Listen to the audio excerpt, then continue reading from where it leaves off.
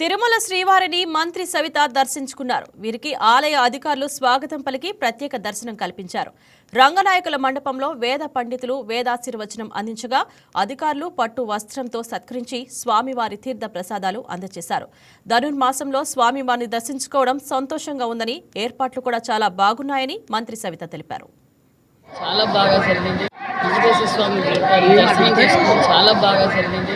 మరి భక్తాదులతో కూడా చాలా మందితో మాట్లాడితే ప్రసాదం ఎలా ఉంది, అకామిడేషన్ ఎలా ఉంది, మరి భోజనం వసతి ఎలా ఉంది అనేది చాలా బాగుంది. చాలా క్వాలిటీగా ఉంది. సర్వీస్ చాలా బాగుంది.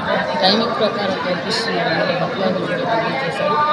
వచ్చే వైకుంఠ ఏకాదశి కూడా అన్ని ఏర్పాట్లు ఏ విధంగా ఎలాంటి ఇబ్బంది కలగకుండా భక్తాదులు ఎంతమంది వచ్చింది మరి దానికి తగ్గట్టు. ఈ వీడియో మీకు నచ్చినట్లయితే లైక్ చేయండి, షేర్ చేయండి, మా ఛానల్కి సబ్స్క్రైబ్ చేయండి.